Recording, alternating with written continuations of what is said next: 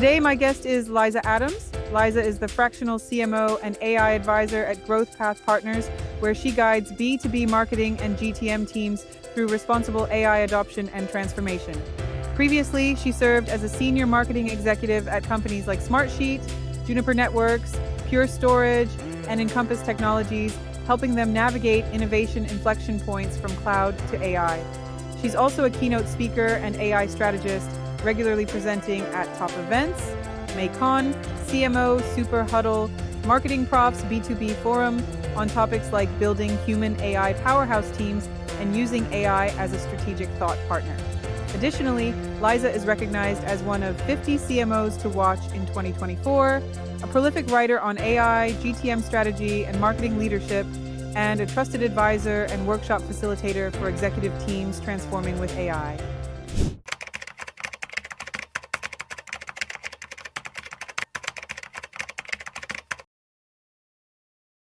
A little bit of background about me. I'm Liza Adams. I'm based in Boulder, Colorado. I've been here for 25 years, but half of my career was actually spent in Silicon Valley, big tech. So I was with Juniper Networks, now part of HP, Broadcom, now Brocade, now part of Broadcom, Pure Storage, and then I went into SaaS. Then I went into the SaaS world, with Smartsheet, and I was actually in telecom for a long time. So I'm old.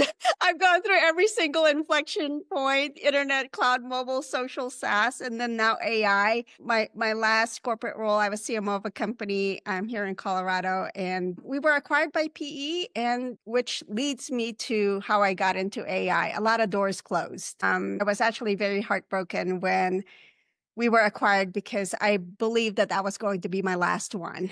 It had exceptional product market fit. It had a culture that felt like home. And I said 5 years, and then I'm going to ride off into the sunset, but it wasn't meant to be when we were acquired. And then I started thinking about my post-operator role and thought about potentially serving on boards, because I am passionate about getting more women and women of color on boards. But I found out that there are only 41 marketers on Fortune 1000 boards, and less than 3% of all board members have marketing experience. So another door closed on me. But it happened roughly around the time that ChatGPT was launched. And when I looked at ChatGPT, I almost saw what most people didn't see, that this was something more than just helping us with creating content or blogs or summarizing long reports. I really thought about it as a thought partner, as something that can help us with analytics to inform decision making and help us with our tactics, our campaigns, and personalization. Because I found out that the reason why we're not on boards is because we are deemed as tacticians. Like, people see our email campaigns, social posts, websites, ads, but they don't see the deep strategic work that we do to deeply understand customers, segmentation, targeting, and positioning, category leadership. And I saw ChatGPT as something that would flip the script for us. So AI is not my passion. It's elevating the strategic value of marketing. It's using business as a force for good and ensuring we have diverse voices at every table. And because AI happens to be an amplifier, I lean in on it. So that is what led me to this journey. I basically said, I'm not going back to corporate. I'm going to be a fractional CMO and pick and choose my clients that believe in the strategic value of marketing. And that's what I did. And my teams and I infused AI in everything that we did, from tactical things to really strategic things. I started sharing it more broadly on LinkedIn, on communities, social, podcasts, webinars, and literally it was from a place of passion, right? And I wanted to ensure that we elevate everyone. So almost unintentionally built the brand as a result. So today, I no longer do fractional work. My work is primarily around inspiring marketing teams, go-to-marketing teams with what's possible with AI, and transforming teams to integrate AI, not just as a tool, but as a teammate. So that's now what I do. And for the first time in my career, I'm pursuing my passion, and I no longer allow others to snuff my bright light, because I have been in corporate organizations where,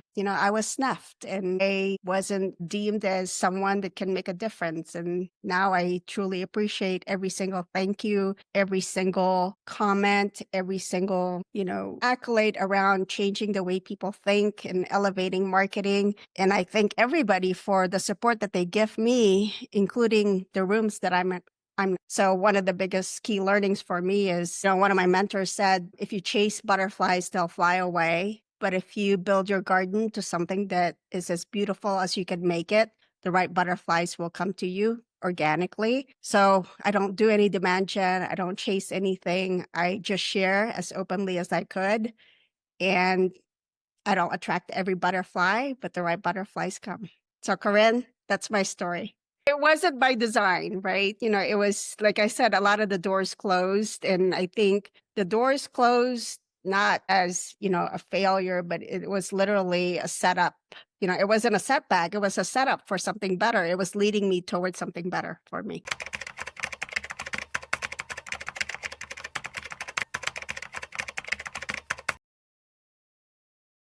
I think it's coming from a place of just intense curiosity. It's one of those things where I know what it's capable of, or I believe that it's capable of doing so much more. When Sam Altman says that eventually it will be able to think better than us, I'm curious, right? Like, tell me why, tell me how. So in every conversation I have with an AI, when it gives me an answer, I always say, why? Why did you say that? Tell me your rationale. And then I even question its level of confidence, because oftentimes you can't tell how confident it is because it's always very confident.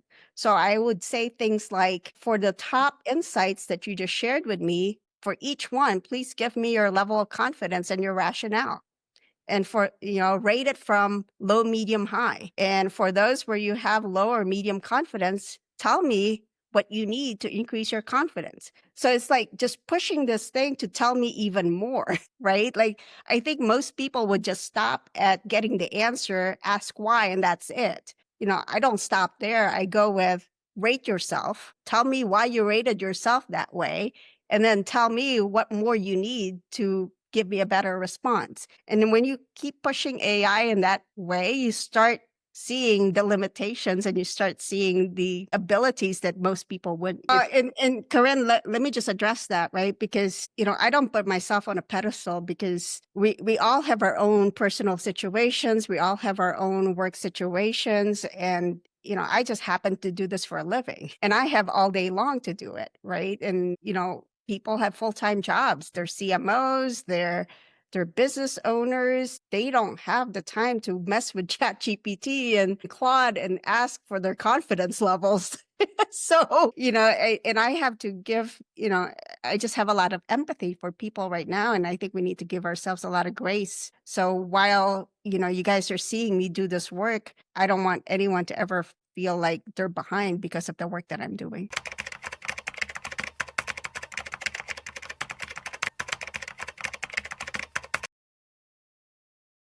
First step in using AI? Yeah, so it's a loaded question, and there are many that stops people from using AI. I'll just give you a couple of examples, since we have a lot of women here.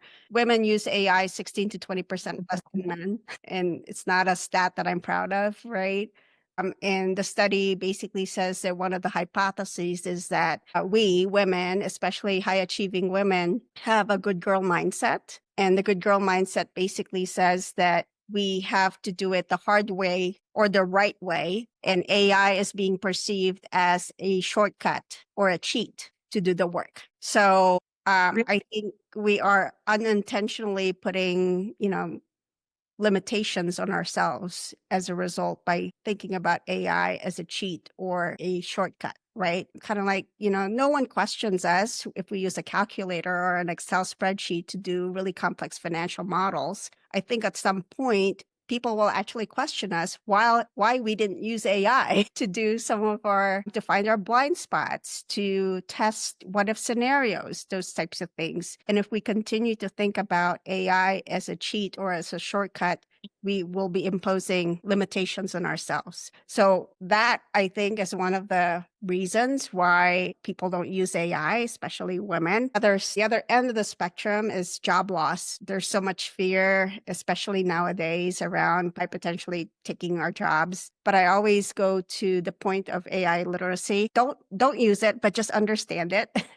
because when we're literate, we can make better decisions for ourselves, our families, our teams, our businesses. When we're not literate, we risk being influenced by others who may or may not hold the same values as us. The other point that I make is 60% of the jobs that we have today did not exist in 1940. So there were no web managers or social media managers or software developers in 1940. Those kind of came to be. But we also lost some jobs. We no longer have stenographers. We no longer have elevator operators, right? So we adapted along the way. So I do believe that there will be job loss, but those who are who have a growth mindset and can reinvent themselves will be in a much better position to take advantage of the new jobs that come to be. So when I say those things, I think it begins to tear down some of the walls that we put up that are maybe unintentional or maybe more emotional, but when we look at it in the grand scheme of things, I think those things, we definitely can see that we are the most adaptable creatures on this planet. We will adapt again.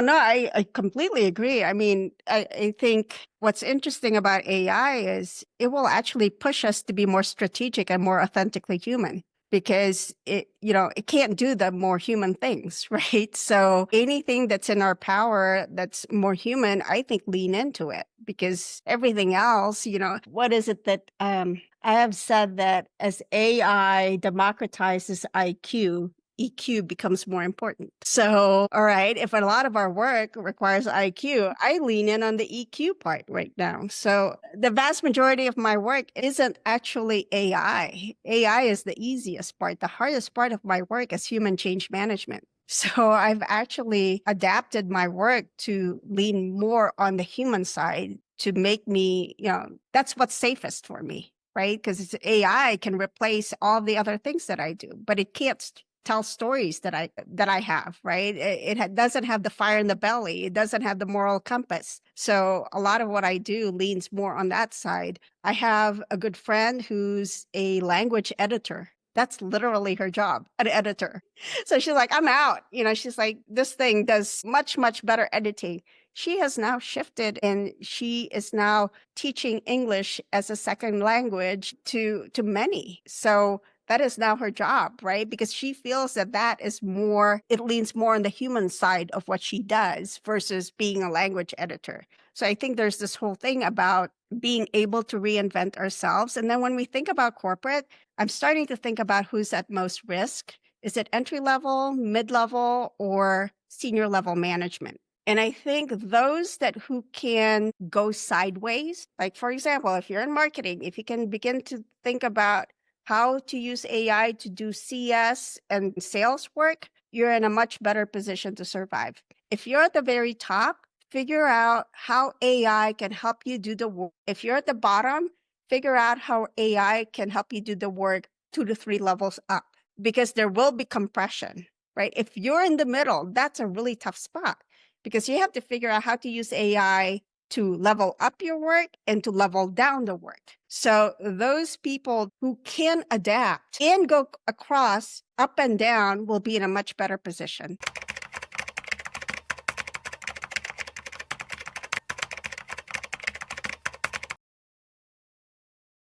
Such a good question because I feel like this little duck.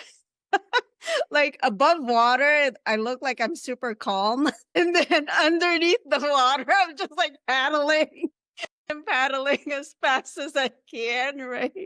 Because I am trying to position as, a thought leader and I need to get ahead of others so that I can help them, right? Those kinds of things. But here's what I do. And I've now got this down where I'm pretty systematic about it.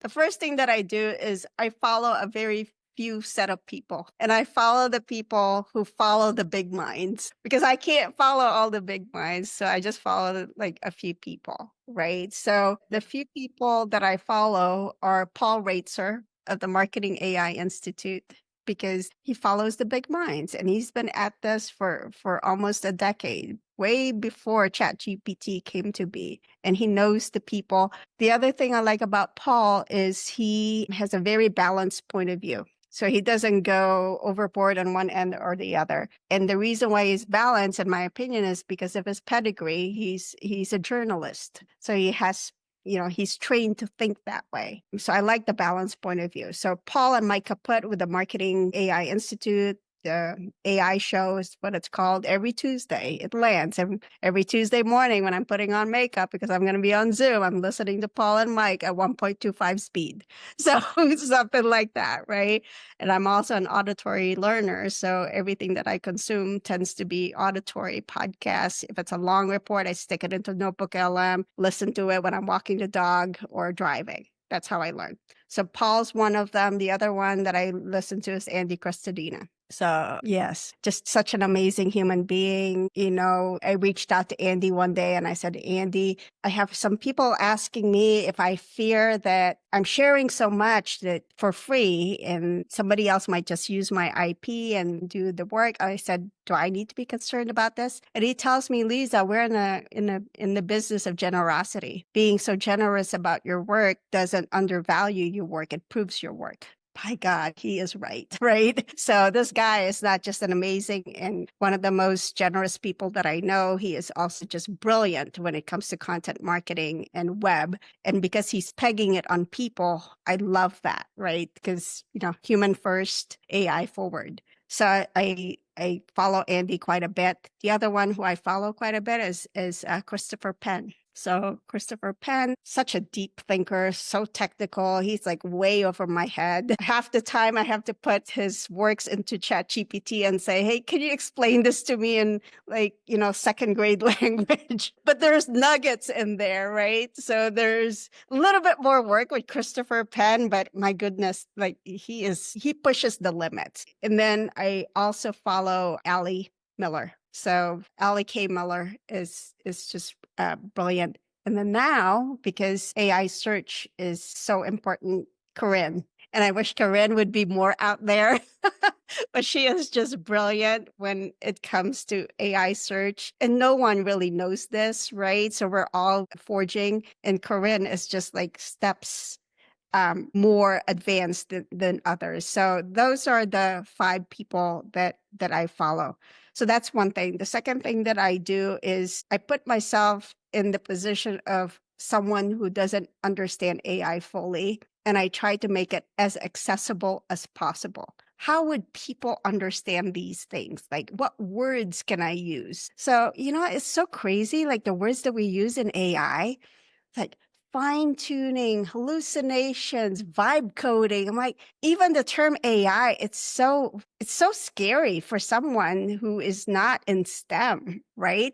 And actually, this is like the least technical of all technologies I've ever seen in my entire career. And we've unintentionally scared people as a result because of the language. So what I try to do in everything that I do, whether it's verbal or a written post, is just really use regular human language and make it so accessible and show people how. Don't just like spout off up here. Like Andrej Karpathy, who came up with vibe coding. I'm like, well, that is like the most ridiculous thing in the world. But it's not coding. And the term vibe coding, where it's really literally describe what you want and AI will do it for you. Like, why can't we say it? Definition. Thank you. I think we just like lower down the level of stress, Like hallucinations. Why do we have to say AI hallucinations? It's like, it makes things up confidently. That's all you need to know.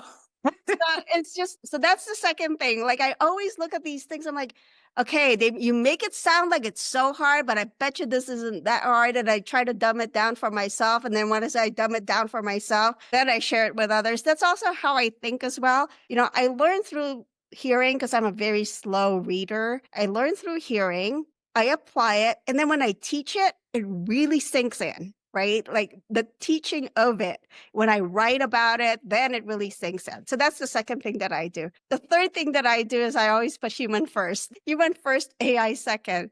how are people going to feel about these things, right? Because in like literally every post that I see out there that says, you're behind, you're going to lose your job. There's this new tool. I'm like, my God, have we just scared people so much that it's hindering them from moving forward? So to the extent that I can make it more personal, more approachable. So for example, I'm at Target. I'm looking for a game for, my daughter. She's 18. She's having a bunch of teens come over. She's like, Mom, I want to do game night. Our games are really old. I'm like, okay, well, I don't know what new games are out there.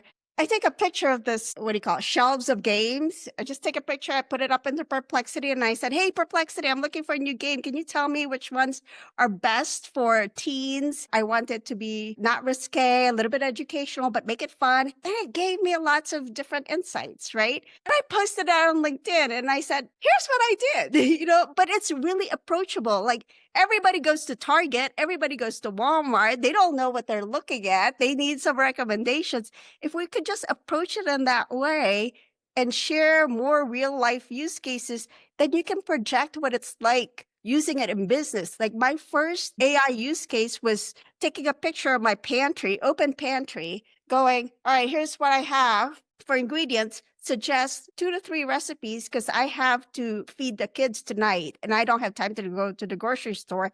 Just look at my pantry and tell me what I can use to make dinner tonight. And then it showed me the recipes, right?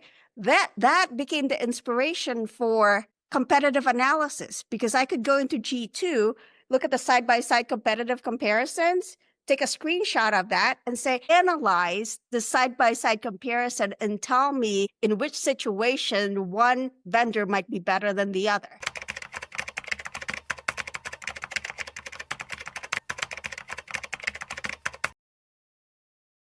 I wouldn't start with building the content. I would start with deeply understanding the customer. Well, when it comes to even AI search, right, it goes deeper than that, not just who do we write for, or it's deeply understanding and anticipating what those questions will be at the top, middle, and bottom of the funnel.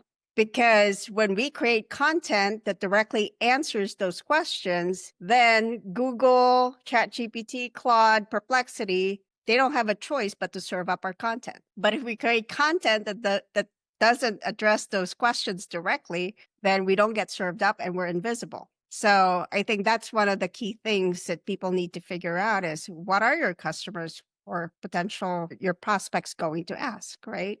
And then figure out where you need to put the content. So the watering holes. So once you figure out what they will ask, where you're going to put them, then start thinking about the content. And then in building the content, everybody's going to be using AI, or many will, right? And it's not about just knowing how to prompt well. It's about how to think differently so that we can prompt well. So I actually did, Andy Crestodina talks about this. So, one of the prompting frameworks that I use is called GRACE. Yeah. So I will give full credit to, what's his name? Christopher Penn, because Christopher Penn's framework was RACE, RACE. It was role, actions, context, and examples. But I thought what was missing was G for goal. What is the goal? So this is an amended version of Christopher Penn. So now it's GRACE to add goal. Right. But even if you follow that prompting framework, and everybody's got a prompting framework out there, OpenAI has one, Claude has one, they're all super good. It almost doesn't matter what prompting framework you use. It's how you think differently to ensure that your content isn't AI slop, because everybody's going to be using AI. So how do we ensure that our content is different from everybody else's? I collaborated with Andy Crestodina on this, but our prompts would include things that would push AI to think differently. And some of those might say, give me a counterintuitive narrative. Show me potential topics that are ignored or at least known in the market. Show me topics that are covered by other industries but are not yet related to our industry. Show me topics that are generally simply accepted as true, but are not supported by data. Push AI to think differently with those types of prompts, and then it will give you something different coming back versus just giving us something that is trained on 85% of the internet and or knowledge that you've given it. So anyway, that's my thought, Corinne.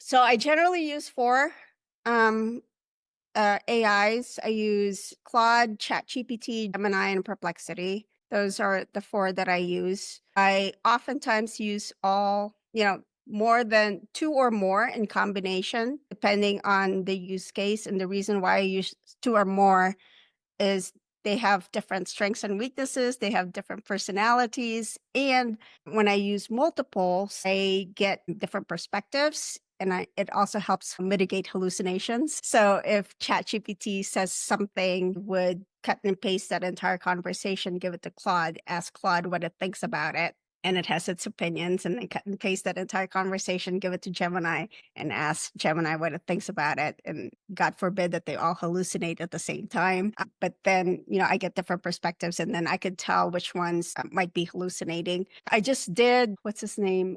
Isar Matis had an AI showdown where I replicated a single use case across 3 different LLMs and chose which LLM did better than the other. So what I did was 3 things: deep research, analyze that deep research, and then lastly, present the insights in a visual form. So deep research first, then analytics, then visual representation. For that use case, deep research, I believe Gemini did the best. Very comprehensive, very detailed responses, more so than ChatGPT and Claude. Claude, I can understand why it's not as good because it was just a recent addition to its capabilities. It's actually in beta. When it comes to analytics, ChatGPT did better, in my opinion, than Gemini or Claude.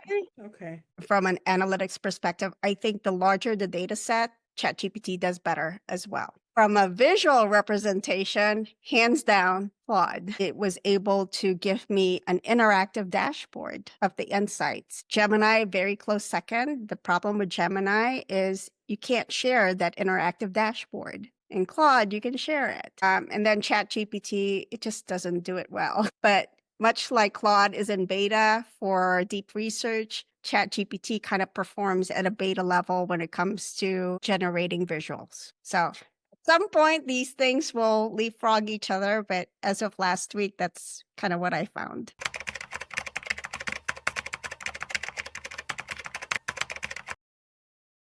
Perplexity, it's kind of like my alternate to search. If I'm just searching for something, let's just say, hey, I'm going to Hawaii. I want a 7-day adventure with my family. It's a family of 4. I need an itinerary. We like moderately priced hotels. We don't have any allergies, but we like different cultural foods, and we also like adventure activities. Please suggest day-by-day itineraries for me. I generally use Perplexity for that. You could also use ChatGPT for things like that. But Perplexity tends to have, it's kind of like the hybrid of Google and AI. It has I don't want to call it RAG because that's what it is. It's got like a database, right? So it's able to take the best of AI and the best of database capabilities in combination to give you an output. So for stuff like that, I use Perplexity.